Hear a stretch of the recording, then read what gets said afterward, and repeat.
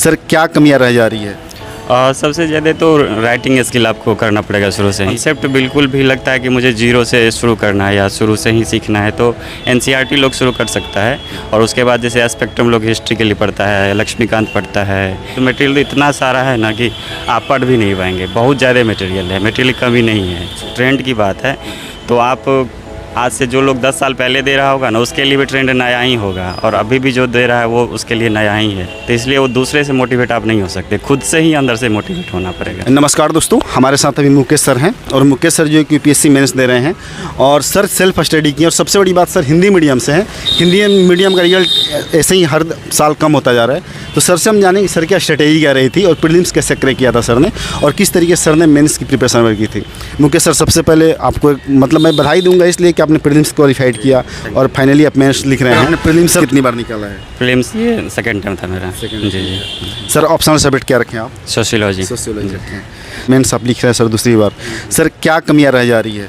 सबसे ज़्यादा तो राइटिंग स्किल आपको करना पड़ेगा शुरू से ही, क्योंकि प्रीलिम्स आप भले ही कर लीजिए अच्छे से फैक्चुअल रूप से या रट के कुछ भी, लेकिन जब तक राइटिंग स्किल डेवलप नहीं होगा तब तक ये मेंस मुश्किल हो जाता है निकालना। जी। तो आपने प्रीलिम्स के लिए सर क्या स्ट्रेटेजी वगैरह अपनाई थी आपने? प्रीलिम्स के लिए तो वही जो बेसिक्स बुक्स है, और अगर आपका बेसिक ठीक नहीं है तो एनसीईआरटी लोग करते हैं, सब कोई वही करता है। और उसके बाद आप जो बेसिक बुक्स है उसके लिए वो कर सकते हैं। सर आपने कब डिसाइड वगैरह किया कि आपको मतलब सिविल सर्विसेज वगैरह क्रैक? ग्रेजुएशन में था तो ही उस टाइम से ही चल रहा था कि आगे जाके फिर यही करना चाहिए। सर प्राइमरी रिसोर्सेज की बात करी जाए कि प्राइमरी रिसोर्सेज आपके क्या थे जो मतलब नए तरीके से कोई तैयारी करना चाहता है एस्पिरेंट, तो हिंदी मीडियम का हो खास करके, तो क्या रिसोर्सेज पहले फॉलो करें? देखिए, अगर कॉन्सेप्ट बिल्कुल भी लगता है कि मुझे जीरो से शुरू करना है या शुरू से ही सीखना है तो एनसीईआरटी लोग शुरू कर सकता है। और उसके बाद जैसे स्पेक्ट्रम लोग हिस्ट्री के लिए पढ़ता है, लक्ष्मीकांत पढ़ता है, और अभी जैसे इकोलॉजी इन्वायरमेंट से अधिक क्वेश्चन आ रहे हैं प्रीलिम्स में। तो क्या मतलब कमी मतलब हिंदी मीडियम वाले स्टूडेंट में रह जाती है या फिर कुछ ऐसे कोचिंग वाले उस टाइप के मटेरियल नहीं है मार्केट में? देखिए, मटेरियल आज के टाइम मटेरियल कमी नहीं है, आप ऑनलाइन ऑफलाइन दोनों जगह मटेरियल काफ़ी सारा है। लोग ज़रूरत ये है कि आप उसको सेलेक्ट करके सेलेक्ट करके आप उसको अच्छे से करिए, वही आगे की ओर ले जाएगा। नहीं तो मटेरियल तो इतना सारा है ना कि आप पढ़ भी नहीं पाएंगे। बहुत ज़्यादा मटेरियल है, मटेरियल कमी नहीं है। जी। सर मेंस का थोड़ा सा बताइए कि मेंस का अपना स्ट्रेटेजी क्या फॉलो किया था? मेंस में तो अगर देखिए, जैसे प्रीलिम्स का जो भी टॉपिक है, जो भी सब्जेक्ट उसमें है, तो उसी के हिसाब से अगर मेंस में कुछ चीज़ एक्स्ट्रा आपको पढ़ना होता है। जैसे हिस्ट्री, पॉलिटी, ज्योग्राफी, इकोलॉजी, ये तो प्रीलिम्स में भी है और मेंस में भी है। लेकिन मेंस में आपको जैसे डिजास्टर मैनेजमेंट है, उसके बाद सिक्योरिटी वाला आता है, सोसाइटी का पार्ट है, सोशल जस्टिस वाला है, तो ये सब चीज़ आपको आगे जाकर करना पड़ेगा। और सबसे मूल चीज़ जो है वो राइटिंग स्किल, आपको लिखना पड़ेगा ही कम से कम। राइटिंग स्किल जैसे बता रहे हैं, तो राइटिंग स्किल एस्पिरेंट कब से मतलब उसको स्टार्ट करे?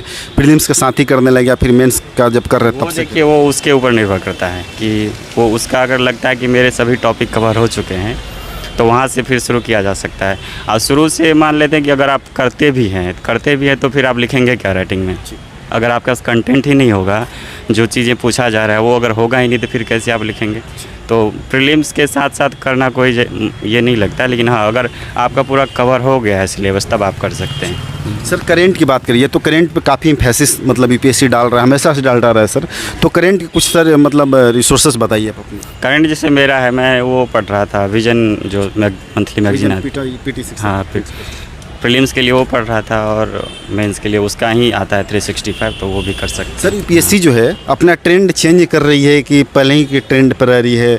हर साल जैसे एग्जाम इसका होता है तो क्या प्रीवियस के पेपर वगैरह देखने से उससे बेनिफिट वगैरह होते हैं? प्रीवियस पेपर तो बहुत ज़रूरी है देखना, चाहे आप प्रीलिम्स दे रहे हो या मेंस दे रहे हो। और जहाँ तक ट्रेंड की बात है तो आप आज से जो लोग 10 साल पहले दे रहा होगा ना, उसके लिए भी ट्रेंड नया ही होगा, और अभी भी जो दे रहा है वो उसके लिए नया ही है।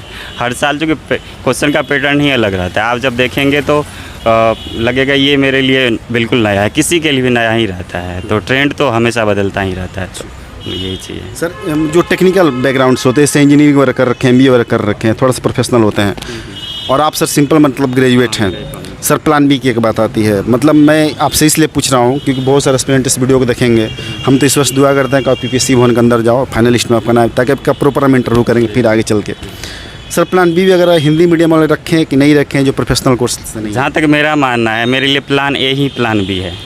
क्योंकि मुझे लगता है कि मुझे उसी में जाना है, तो अभी नहीं तो फिर अगले वर्ष इस तरह से करके मुझे जाना है। इसलिए मेरे लिए प्लान ए ही प्लान बी है, दूसरा प्लान कोई सोचा नहीं। सर डिमोटिवेशन आता होगा, इसमें कोई शक नहीं है सर, तो उसको कैसे फेस करते हैं आप? उस देखिए वो खुद से हो जाता है, अगर आप लगे रहते हैं तो हो जाता है। ऐसा नहीं है कि घर से भी रहता है कि आप अपना पारिवारिक देखते हैं, सामाजिक माहौल देखते हैं, हालात कैसा है, तो उससे मोटिवेशन मिलते रहता है। और दूसरे के थ्रू आप मोटिवेट नहीं हो सकते। आप भले ही किसी बड़े लोगों का देख लीजिए, तो 1 घंटे रहेगा मोटिवेशन, 2 घंटे रहेगा, फिर जैसे ही सोएंगे तो फिर अगले दिन गायब।